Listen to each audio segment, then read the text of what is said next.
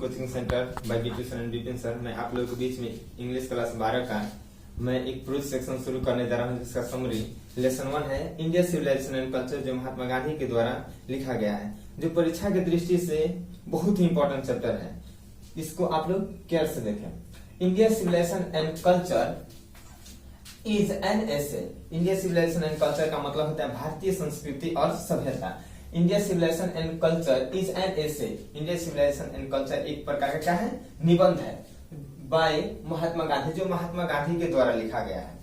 आगे देखिए, he was burn on 2 अक्टूबर 1869 पोरबंदर इन गुजरात, यानी कि उनका जन्म हुआ था 2 अक्टूबर 1869 ईस्वी को गुजरात में हुआ था। इस बात को आप लोग हमेशा याद रखिएगा, इनका जन्म कब हुआ था। एग्जाम की दृष्टि से सबसे ज्यादा ऑब्जेक्टिव में पूछता है कि महात्मा गांधी का जन्म कब हुआ है। आगे देखिए, ही वेल नॉन का मतलब होता है अच्छे तरीके से जाना माना, जाना पहचाना। उन महात्मा गांधी को हम लोग जानते हैं बहुत अच्छे तरीके से, क्या है, फादर ऑफ नेशन, यानी कि राष्ट्रपिता के रूप में। ही रैन मतलब क्या होता है, चलाना। मेनी मतलब क्या होता है, बहुत। मोमेंट मतलब क्या होता है, आंदोलन। अगेंस्ट मतलब क्या होता है, खिलाफ। द ब्रिटिश, यानी कि उन्होंने बहुत सारे आंदोलन चलाए थे, बहुत सारे आंदोलन किए थे। किसके खिलाफ में, अंग्रेजों के खिलाफ। ब्रिटिश मतलब क्या होता है, अंग्रेजों के खिलाफ में। विथ द हेल्प ऑफ, जो आंदोलन चलाए थे किसके सहारा लेकर चलाए थे, तो चलाए थे किसके, truth and non violence. Truth मतलब क्या होता है, सच्चाई की। वायलेंस मतलब होता है हिंसा। नॉन वायलेंस का मतलब क्या होता है, अहिंसा। उन्होंने चलाया था बहुत सारे आंदोलन, कब, किस रूप में, सच्चाई और अहिंसा के रूप में चलाए थे। उनका मानना था कि क्या, लड़ाई झगड़ा से हम लोग कभी कोई भी मसला को हल नहीं कर सकते, जब भी हल कर सकते हैं तो हम लोग क्या, अहिंसा के रूप में हम लोग हल कर सकते हैं। उन्होंने एक चैप्टर का नाम लिखा था, किताब का नाम लिखा था माई एक्सपेरिमेंट विथ ट्रूथ। एक बुक का नाम है माई एक्सपेरिमेंट विथ ट्रूथ। लिखेगा एग्जाम में, ऑब्जेक्टिव में आप लोग को पूछ सकता है what is the my experiment with truth, तो लिखेगा आप लोग my experiment with truth is a book. आगे देखिए, इज ऑटोबायोग्राफी। ऑटोबायोग्राफी का मतलब क्या होता है, बायोग्राफी का मतलब कि आपका जीवन कोई दूसरा लिखे तो उसे बायोग्राफी कहते हैं। और आपका जीवन अगर खुद लिख रहे हैं तो उसे हम लोग ऑटोबायोग्राफी। तो अपना जीवनी महात्मा गांधी ने क्या लिखे थे, खुद लिखे थे इस बुक में, माई एक्सपेरिमेंट विथ ट्रूथ में, ऑफ महात्मा गांधी। आगे स्लाइड में देखते हैं महात्मा गांधी ने। इन दिस एक्सट्रैक्ट, इस लेसन में महात्मा गांधी हैज सो मतलब क्या होता है, दिखाना होता है।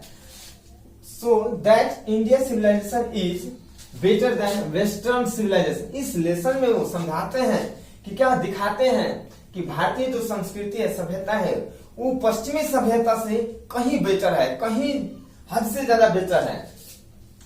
He said that का मतलब वह कहते हैं कि our civilization, यानी कि भारतीय सभ्यता कैन नॉट बी बीटन मतलब होता है हारना है, फेल कर जाना है। बीटन इन द वर्ल्ड, कहते हैं कि भारतीय संस्कृति और सभ्यता एक ऐसी सभ्यता है जो पूरे विश्व में कभी हार नहीं सकता है, कभी फेल नहीं कर सकता। वहीं पश्चिमी सभ्यता का बात करते हैं तो उसकी जो सभ्यता है, संस्कृति है, बार बार बीट कर जाता है, बार बार बीट कर जाता है। दुनिया में कोई भी ऐसा देश है जिसकी सभ्यता है बार बार बीट कर जाता है, लेकिन भारतीय सभ्यता एक ऐसी सभ्यता है जो कहीं नहीं बीट करता है, कहीं नहीं हारता है। क्यों नहीं हारता है उसके बारे में देखिए। बिकॉज मतलब होता है क्योंकि। वी आर फ्लोइंग मतलब क्या होता है कि राह पर।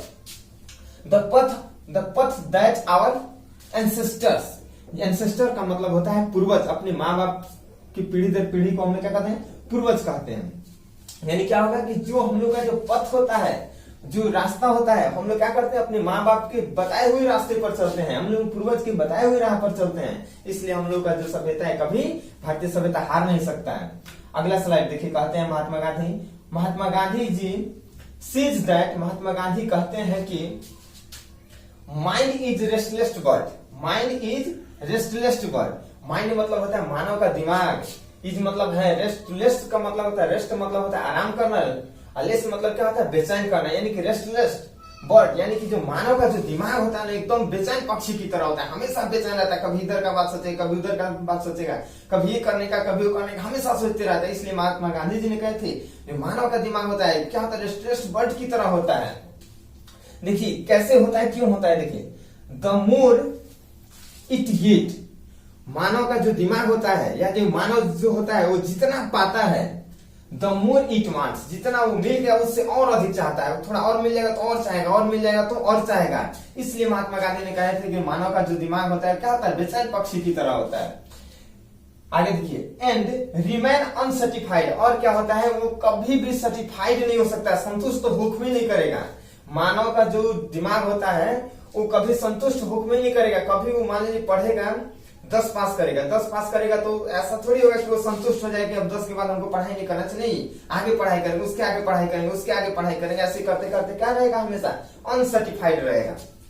सो वो कहते हैं, so we should not indulge, indulge मतलब होता है भावनाओं में बहना, इन आवर पैशन, कह रहे हैं को अपने अच्छे, इसलिए मानव को हम लोग क्या करना चाहिए, अपनी इच्छाओं के अनुसार कभी हम लोग को भावनाओं में बहना नहीं चाहिए। ऐसा नहीं कि माइंड हम लोग का कहा तुरंत हम तुरंत करने चले गए। इसलिए अगर हम लोग ऐसे करते हैं हम लोग तो धीरे धीरे किसके रूप में चले जाएंगे, बर्बादी की दुनिया में चले जाएंगे। इसलिए गांधी जी हम लोग क्या करते हैं, मना करते हैं कि हम लोग कभी इंडल्ज के रूप में बह ना जाए, यानी कि भावनाओं में न बह जाए। अगला स्लाइड में गांधी जी कहते हैं, गांधी जी फॉरबिड, फॉरबिड मतलब होता है माना करना, गांधी जी हम लोग को मना करते हैं, अस मतलब हम लोग होता है, हम लोग को मना करते हैं कि to live in cities, Gandhi ji हम लोग को मना करते हैं शहरों में जाने से, शहरों में रहने से, बिकॉज क्योंकि there should be gangs of thieves and robbers, क्यों मना करते हैं कि जो शहरों में होता है क्या होता है, गैंग्स होता है, गैंग्स मतलब क्या होता है, समूह होता है, किसका समूह होता है, थीव्स, थीव्स मतलब चोरों का होता है, और किसका होता है, डाकुओं का होता है, लुटेरों का होता है, समूह होता है। वो मतलब जो लूट अस, लूट मतलब क्या करेगा, जो हम लोग को सामान होगा, जो हम लोग का वस्तु होगा वो क्या कर लेगा, जितने भी शहर के लोग होंगे क्या कर लेंगे, लूट लेंगे, बर्बाद कर देंगे हम लोग को। अगले स्लाइड में गांधी जी कहते हैं, ही परसुएट, परसुएट मतलब होता है समझाना, गांधी जी हम लोग को समझाते हैं दैट, दैट मतलब कि we should not adopt, adopt मतलब क्या होता है, अपनाना होता है, एडॉप्ट मतलब हम लोग को अपनाना होता है। तो इसलिए हम लोग गांधी जी कहते हैं हम लोग को we should not adopt western civilisation, Gandhi ji हम लोग को समझाते हैं कि कभी भी हम लोग को लाइफ में क्या करना चाहिए, वेस्टर्न सिविलाइजेशन में, पश्चिमी सभ्यता को नहीं अपना लेना चाहिए। हम लोग को जब भी सभ्यता अपनाना चाहिए तो कैसी सभ्यता अपनाना चाहिए, जो इंडिया की सभ्यता है वैसे सभ्यता अपनाना चाहिए।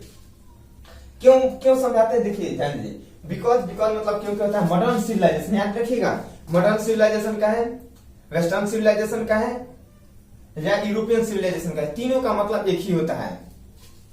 देखिए, modern civilization is the worship, worship मतलब क्या होता है, पूजा करना होता है, ऑफ द मेटेरियल्स, मेटेरियल्स मतलब क्या होता है, वस्तु होता है। यानी कि पश्चिमी सभ्यता में क्या करते हैं गांधी जी, हम लोग क्यों मना करते हैं कि हम लोग पश्चिमी सभ्यता को नहीं अपनाना चाहिए, हम लोग को भारतीय सभ्यता को अपनाना चाहिए, इसलिए मना करते हैं क्योंकि जो भारतीय सभ्यता होता है वो हम लोग को पूर्वज के बनाए हुए राह पर चलते हैं, और पश्चिमी सभ्यता क्या करता है कि वो अपने बनाए हुए राह, अपने खुद का रास्ता बनाता है, इसलिए वो भटक जाते हैं। हम लोग को जो अपने पूर्वज के बताए हुए रास्ते पर चलते हैं तो हम लोग क्या करते हैं, टिके रह जाते हैं।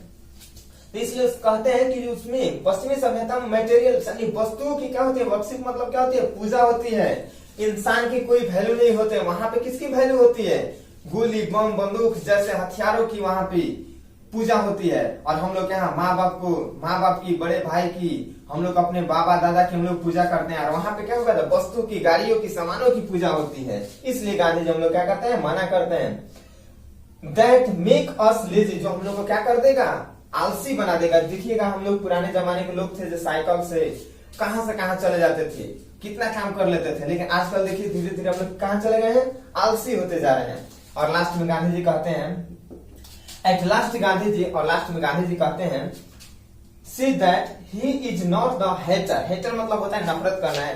गांधी जी कहते हैं ऐसा नहीं है कि हम क्या करते हैं, यूरोप की सभ्यता है उससे नफरत करते हैं, ऑफ वेस्टर्न सिविलाइजेशन, ऐसा नहीं है कि हम क्या करते हैं, पश्चिमी सभ्यता से हम नफरत करते हैं, बिकॉज यूरोपियन सिविलाइजेशन, मैं बताया था ना आप लोगों को, वेस्टर्न सिविलाइजेशन कहिए, यूरोपियन सिविलाइजेशन कहिए या वेस्टर्न सिविलाइजेशन कहिए, सबका मतलब एक ही होता है। European civilization is suited for the Europeans, कहने का मतलब कि देखिए यूरोप का सभ्यता यूरोप के लोगों में सेट करता है, और भारतीय सभ्यता भारतीय लोगों में सेट करता है, for the European. But if we copy it, अगर हम लोग क्या करते हैं, वो समझाते हैं कि अगर हम लोग इसको कॉपी करेंगे, यानी कि हम लोग अपने खुद अपनाएंगे पश्चिमी सभ्यता को, इट मीन्स, इसका मतलब यह होगा, रेंस, रेंस मतलब होता है कि हम लोग क्या करेंगे, बर्बाद कर देंगे फॉर इंडिया।